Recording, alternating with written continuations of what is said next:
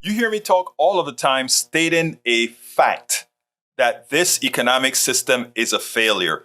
Now, we know that the economic system is doing quite well. We also know that people can find whatever they want to buy right now, however, at inflated prices. And why are the prices inflated? Of course, people have a few bucks in their pocket, so they can pay the inflated prices.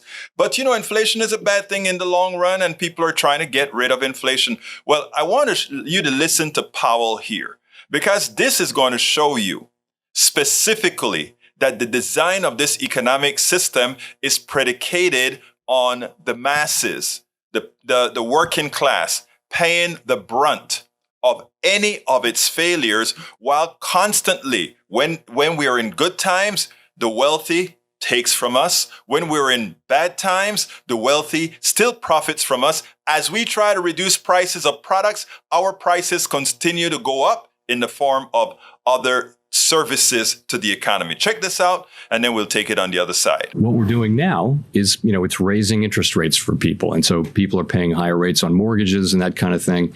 There will be some softening in labor market conditions.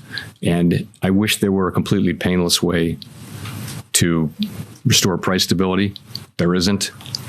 And this is the best we can do. I do think, though, that and markets are pretty confident, it seems to me, that we will get inflation under control. And I believe we will. We're certainly highly committed to do that.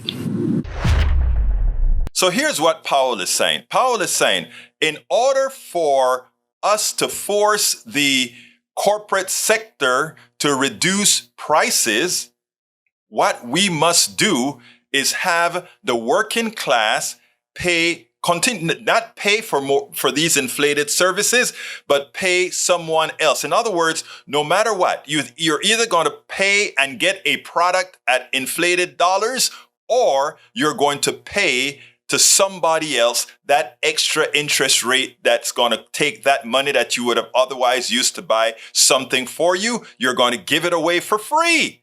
It's called inflated interest rates. So that is what it says. And then he says, and it will also soften the employment market. And what he's talking about is wages are going up because, again, people have a bit more power in saying, I want that job, or whatever. So now we increase the prices because finally the public sector, or rather the private sector, has to compete a bit for good workers. So they have to pay somewhat more.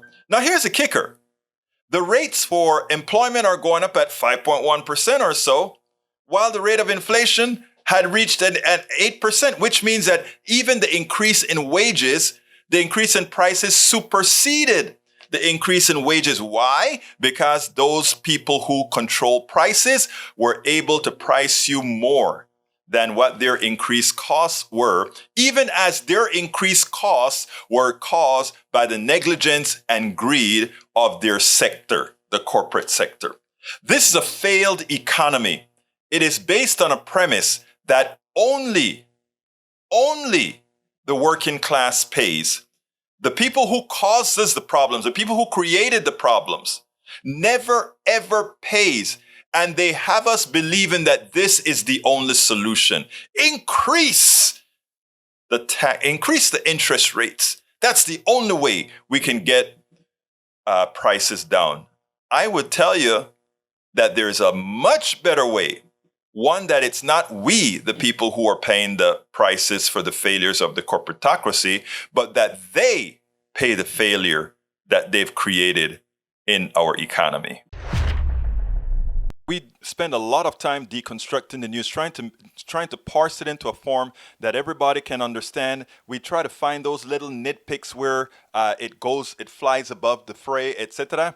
If you really like these videos that we do, I want to ask a big favor. Please go ahead. Number one, subscribe to our channel. And number two, please join if you can. Thank you so kindly for watching. Keep watching. Please remember to share. We must populate the entire internet with our progressive message, a message that we know is what most Americans say that they want. So help us, please join.